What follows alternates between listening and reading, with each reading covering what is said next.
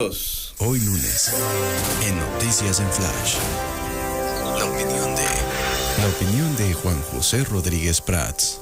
Aquí está el licenciado Rodríguez Prats, lo saludamos como cada inicio de semana y lo escuchamos también con atención. ¿Cómo está, licenciado? Bienvenido. Pues mi querido Hugo, platicábamos un poco antes de entrar al aire, como se dice, de la situación de la que estamos obligados los comentaristas, porque es difícil conservar el equilibrio, es difícil que no se distorsione la realidad después de que nos abruman con información que creo que el mayor problema es que no sabe uno si es cierta o es un medio de manipulación y de engaño. Pero yo quisiera, porque hablamos mucho de Estado de Derecho y me parece que hoy más que nunca requerimos de una definición muy escueta, muy lacónica, que sea accesible, que se entienda. Y me parece que lo más importante es simplemente decir, es el imperio de la ley. O sea, no es que aquí aplico y allá no, o allá hago una excepción, o aquí voy a ser más tolerante. No, es el imperio de la ley. Y algo que la vida, y tal vez por mi profesión de abogado me ha enseñado, es que cuando la ley se viola, tarde o temprano, produce un efecto dañino a la sociedad en su conjunto. Hay un relato, Hugo, que a mí me agradó mucho, que se llama la teoría de la ventana rota. Un psicólogo social que en 1969 en la Universidad de Stanford hizo un experimento. Puso 2 vehículos nuevecitos de gran calidad. Uno lo puso en el Bronx, en Nueva York, y otro lo puso en Palo Alto, en California. El Bronx, pues, es de las zonas que tienen mayor fama de violencia, de pobreza, de marginación, de zona de delincuencia. Y Palo Alto es tal vez el nivel más alto en materia de servicios urbanos, de residencias, del estado más rico de la nación, que es California. Y sucedió que en la primera noche el carro en el Bronx fue desmantelado, totalmente desmantelado. Y el carro en Palo Alto se conservó impecable. De ahí empezaron las teorías de que es muy explicable, allá viven los pobres, allá está el delito, allá está la violación del orden público, y acá pues, está la gente más fina, más depurada, más educada, pero a alguien se le ocurrió, o al mismo filósofo que había yo omitido su nombre, Philip Zimbardo, rompió una ventana. Y al día siguiente el carro fue desmantelado. O sea, ocurrió lo mismo que el Bronx. ¿Por qué? Porque basta que percibamos que alguien viola y no sucede nada para que se contagie. El desorden, la suciedad, la violación a la ley es un sentimiento que se esparce. Es algo que se contagia. Y ahí está el clásico ejemplo. Ya no era la zona rica ni la zona educada ni con otro nivel, sino que simplemente se percibió que se rompió una ventana, no pasó nada. Bueno, pues yo voy a beneficiarme de esto.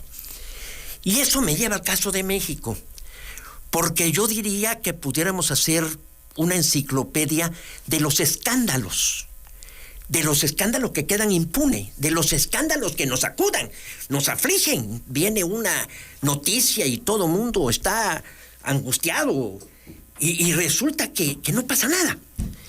Y aquí en Tabasco, empezaría yo, por ejemplo, con el bloqueo de pozos. Eso es un delito.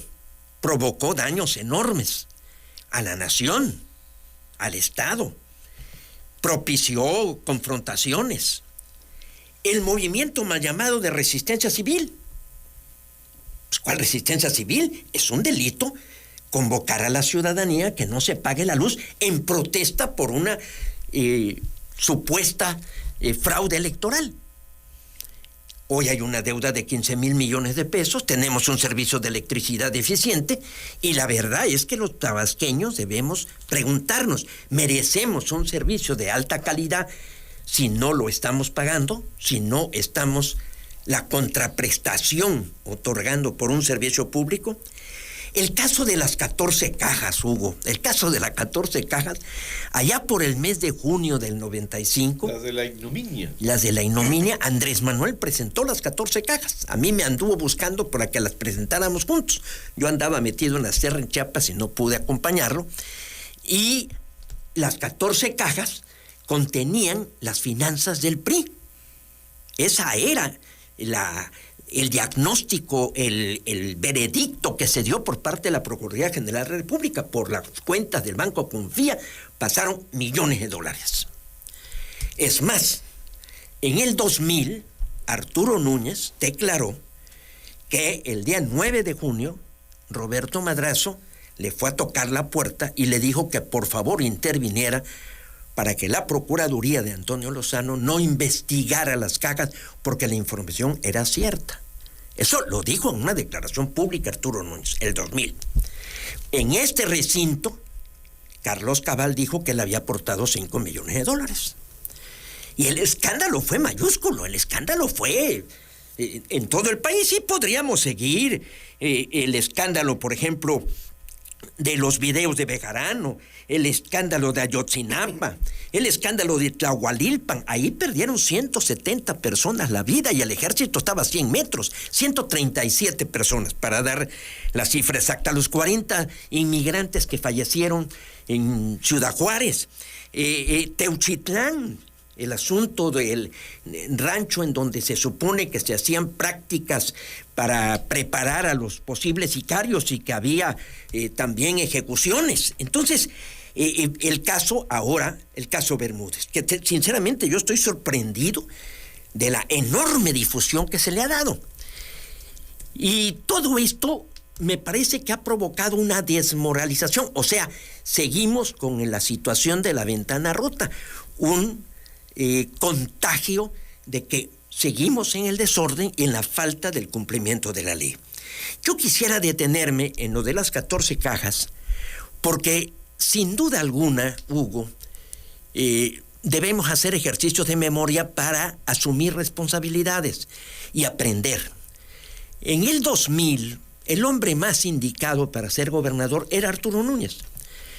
Era un priista ortodoxo, era un hombre con una larga experiencia, era el coordinador del grupo parlamentario, pero Roberto Madrazo tenía algunos asuntos personales e impide que sea gobernador.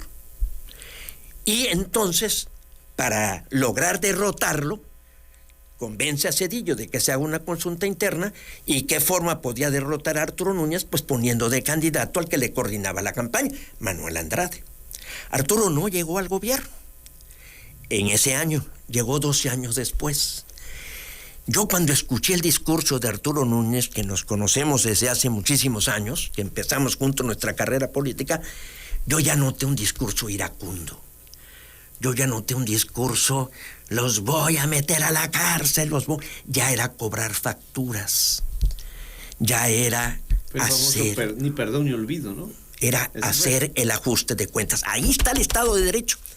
No se puede gobernar bien y a su vez cobrarse viejas rencillas o la venganza o simplemente castigar. Y Arturo, en 12 años, sinceramente a mí me desconcertó, porque lo conozco, es un hombre muy centrado, muy maduro, yo te diría que hasta frío, pero vino definitivamente ya desbordado en su pasión de cobrarse lo que le habían hecho, los agravios que le habían hecho. ¿Cómo resultó su sexenio? Ahí lo dejo. Pero eso es lo que ahora me preocupa, porque yo sinceramente siento que el mismo discurso de Andrés Manuel ha sembrado discordia. El discurso de Andrés Manuel corresponde a muchas características del hombre resentido. O sea, se percibe. Sabemos que Javier May tuvo un problema con Adán Augusto. Sabemos que Pepín renuncia por diferencias con Adán cuando era subsecretario. O sea, Pepín participó en las mesas de seguridad con Bermúdez. Renuncia, de inmediato se suma a la campaña de Claudia Sheinbaum y de inmediato se suma a la campaña de Javier May. Ahora dice una frase que yo no sé si es amenaza o es promesa. Aún viene lo mejor, más o menos así dijo. Entonces, ¿qué es lo mejor? ¿La batalla, la pelea estelar? ¿La pelea en donde va a ir avanzando en los rines, en los rounds, perdón? O sea, ¿vamos a seguir viendo la descomposición del Estado? Fíjate que hoy leí un artículo, perdón si me explayo, no sé si tengo tiempo todavía, vamos. Pero leí un artículo de un hombre que estuvo en Tabasco, una gente que yo admiro mucho, que se llama Mauricio Merino. Mauricio Merino fue consejero electoral y es una gente de una gran sabiduría, es licenciado en Ciencias Políticas, y dice él que se debería reorientar el gobierno, le recomiendo al gobierno de Claudia Sheinbaum y al gobierno en general, por 3 principios del gobernador González Pedrero. Y me gustó, porque dice Mauricio Merino, hablarán los hechos. Bueno, que los hechos hablen. Por el bien de todo, primero los pobres. Y la tercera recomendación, dice Merino, buscaría consejo experto para hacer valer esos principios, porque la demagogia puede ser útil al llegar, pero se agota inexorablemente con el tiempo.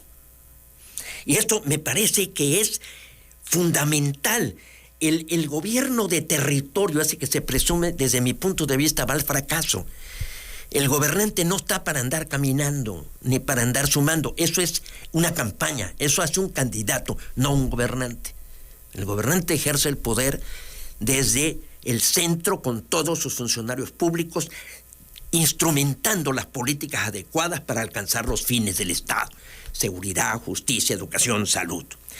Yo creo que Morena y la Cuarta Transformación están en una terrible crisis porque son un cascarón vacío. Yo no veo que haya un contenido, no veo que haya un mensaje, no veo que haya un llamado a la concordia, no veo que haya una posibilidad de entendimiento, más bien es un proceso de descalificación. Y creo que están en un momento en donde, bien lo decía algún escritor, purgar el partido de la influencia criminal sin destruirlo por dentro, a eso se resume la difícil tarea que le tocará encabezar a Claudia Sheinbaum. Y me parece que no tan solo es a Claudia Sheinbaum, sino aquí en el Estado. Porque yo creo que a Javier May y a Pepín hay que agradecerles que soltaron un tigre. Lo que dijo Andrés Manuel lo cumplió. Y la fecha es el 13 de noviembre del año pasado. Porque ni siquiera Javier May denunció ni fue el militar. Fue que dijo, no, aquí ya me dejaron un desorden, me dejaron. Ustedes saben a quién me refiero. Y brincó el nombre. Yo creo que ahí, me parece que lo hizo precipitadamente, me parece que no midió las consecuencias y va a provocar, desde mi punto de vista, una enorme crisis en su partido, en el gobierno y, lo peor, para el Estado. Por eso, como siempre, me refugio leyendo poesía y me agradó mucho, mi estimado Hugo, que se habla de un poeta tabasqueño que fue premiado y lo llegan a comparar. Y a mí me agradó mucho que haya una gente joven, Francisco Magaña, lo acaban de reconocer, y lo compararon con nuestros 3 poetas mayores, o sea, con Pellicer, Gorostiza y José Carlos Becerra. Y leyendo su poesía me gustó mucho un pensamiento. No hay más doctrina que la que enseña que el corazón no se cansa de indagar en el siempre cambiando espíritu del sueño. La doctrina, no la ideología. Doctrina es un término más noble. Es docere, es enseñar, es compartir, es buscar la coincidencia y después indagar en el siempre cambiante espíritu del sueño. Ojalá los gobernantes, los tabasqueños, sigamos este consejo de nuestro poeta para volver a esa concordia que vence el resentimiento y la sed de venganza. Yo no estoy de ninguna manera en contra de que se aplique la ley, lo dije al inicio de lo que es Estado de Derecho, pero aplicarla sin rencor, aplicarla sin el afán de cobrarse cuentas y de dilucidar viejas rencillas. Licenciado Rodríguez Prats, lo dejamos ahí ya con esa poesía suavecita de salida. Hasta la próxima semana. Mi querido Hugo, siempre me dejas, porque cuando tú me preguntas, yo desarrollo mayores... No, pero hoy vino bien desarrollado. Ah, caray, entonces ya me mataste. No, hombre, estuvo muy bien, como siempre, licenciado. Gracias, mi querido Hugo. Buenas tardes. Vámonos a la pausa, son las 2:19.